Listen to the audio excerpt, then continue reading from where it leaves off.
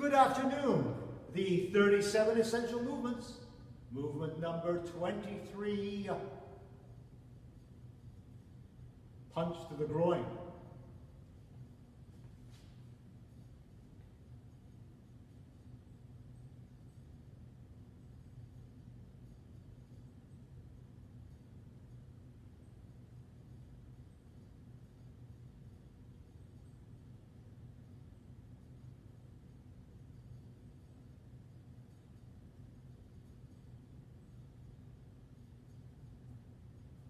Punch to the groin. It's actually a punch to the lower part of the body. This is generally the general target, but it could be here, here, here, even the knees.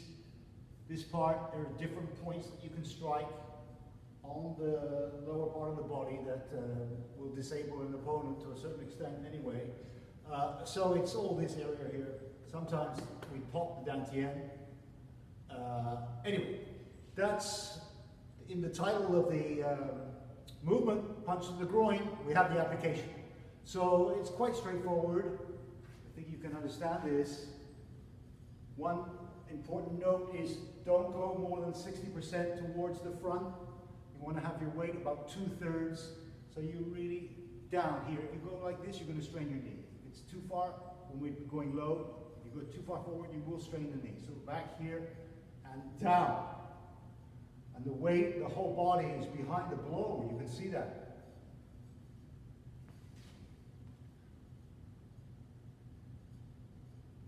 Okay? That's punch to the groin. Now, I don't really want to go, I think it's self-explanatory. I'd like to just talk in general and demonstrate in general how to make a fist and how to deliver a punch.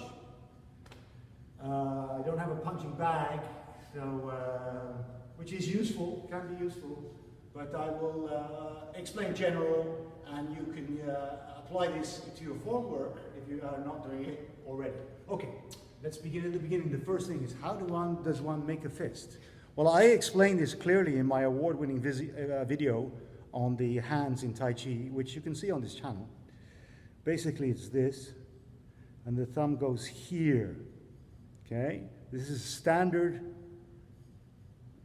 punch, standard fist in martial arts. Sometimes the thumb goes here, but for now we keep it right here. And not like this, please. Tuck in that. This is good for the health for the fingers, to work the joints, you know. And very important is that the fist should remain loose, not tight. A fist is normally, it's an aggressive, it's a part of the body that does not exist. It's not part of the body. We create it, and it's an act that is aggressive. So we need to have a pacifist approach here. So it's very loose, and in reality, in terms of combat, it's only going to become tight at the moment of impact. Okay? So until then, it's very loose, very relaxed. Now the same thing applies to this joint. You see in external martial arts, in various styles of karate and kung fu and so on, that they do a maximum extension of the arm, and the leg too, by the way. And that's okay, that's the way they do it, okay? Maximum. Very muscular, very strong, like this. That's not the Tai Chi way. Tai Chi way is more, it's based on relaxation, which is probably the first principle. If you ask 1,000 Tai Chi masters, they would probably agree that the basic principle is Tai Chi is relax or release, let go.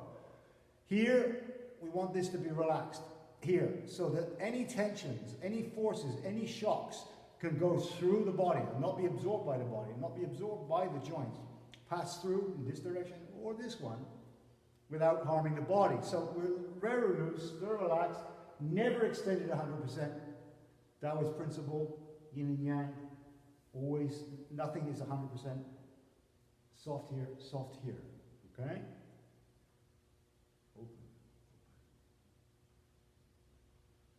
Okay, now another thing with the punch, Yang style Tai Chi, is that the whole arm is going to rotate.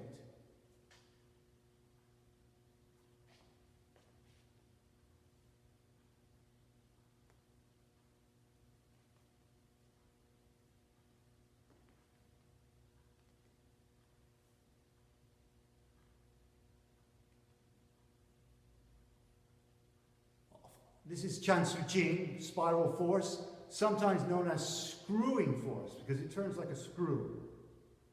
Okay? This is important in Yang style Tai Chi Chuan.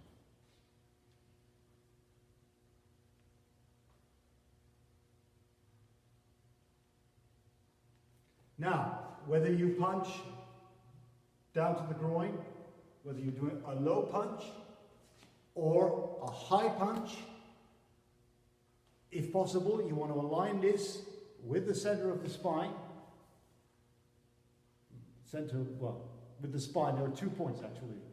Lower Ming Men is here, and this point between the shoulder blades. So a higher punch is lined up here, and the lower one here. This adds more strength and unity to the application, to the movement.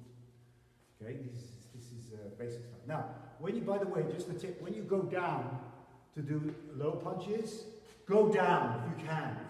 If you have enough flexibility, or if you don't, each time you practice, try to go a tiny little bit lower, and this will extend your capacity, your flexibility, the capacity to go low, because this is very good for the health.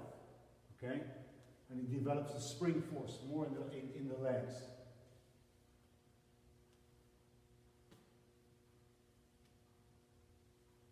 Okay, the lower you go, the more it works. It's good exercise, good basic exercise. So this is punch.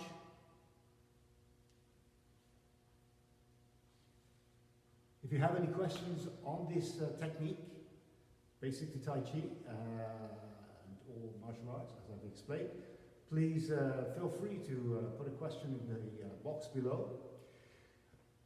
We will, in the rest of the 37 series, there will be other movements where the punch will be used, and so I might add, well, I certainly will add some additional information on this technique that could be of use for you in your practice. So that's it for today. Very soon we shall get to the 24th movement in the series of 37, and the 24th is a kick on the side. It's really quite different than the other two kicks that we've done previously. So please check that out. I should put that online in a week or two. That's it for me now. I hope you're well. Happy practice. Good chi. See you soon. Be well.